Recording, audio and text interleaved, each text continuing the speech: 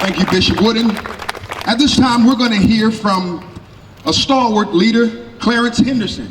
He's a civil rights leader, the chairman of the Governor's Commission on Civil Rights, and he participated in the Woolworth sit-in in Greensboro, North Carolina in 1960. Please receive him.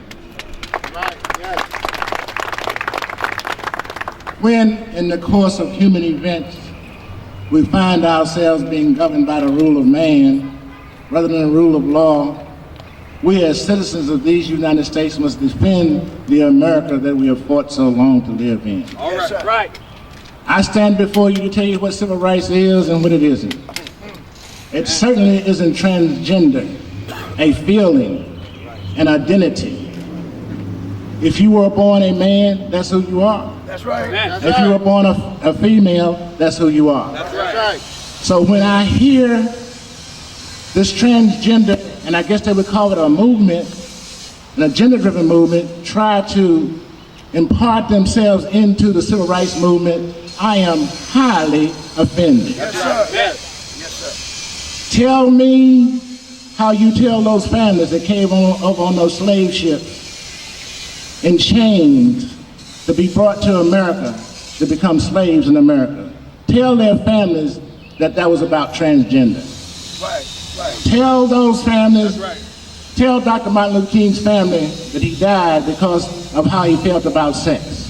All right. All right. This is a nation of laws and not a nation of men. That's right. These ideas that keep coming about, I guess it's because people want to feel that they're relevant. And the odd thing about it is that these people are bringing themselves back into bondage again. Right. True. Because before Charlotte brought this law together, brought it in place, transgender were going into different bathrooms all the time. So why are you trying to force it upon that 99% That's right. that says you can live as you please, but you cannot go into the privacy of bathrooms and take advantage of our women or our children? That's right. That's right. If you don't stand for something, you will go for anything. Right. So we stand today saying to you that if you don't understand, go back and read American history. Right. On February 2nd, 1960, when I walked into the lunch counter, let me just give you an idea of what that is like. Please tell. Walked into F.W. Woolworth, not knowing whether I would come out vertical or prone, alive or dead, in jail or incarcerated. But I went in there to say that I am a human being. That's right. See, there is a difference between what a human being is and what a human being does. That's right. Right. So I stood there and sat down to count to sat down to count to stand up for human rights. That's right. For rights as individuals. You tell me how many transgenders have been lynched down through the ages. That's right. You tell me how many of them have been walked down the street and be called an N-word, as I have been done. Right. In Greensboro, in Virginia, in Maryland, every place I've been, simply because of the color of my skin. See, Biology 101 tells me that if you're born a male, that's who you are. Right.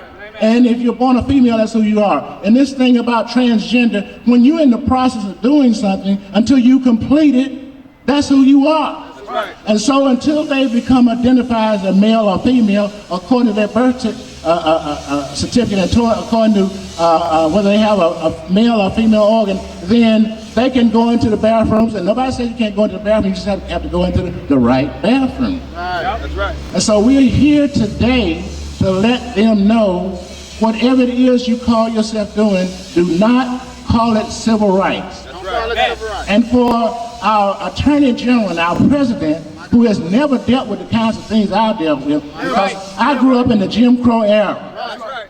I grew up in that time where we were not considered as being human beings. We were called property and then second-class citizens. Yes, all because of the color of your skin. So now I say to you, do it the right way. That's what we did. We went into the lunch counter, we sat down, and we changed. It took over 176 days to change that law whereby we could sit at that counter.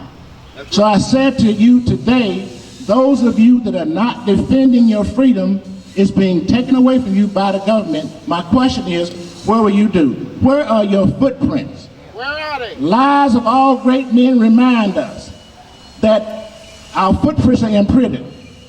And what should we leave behind? Where are your footprints? Thank you. Amen.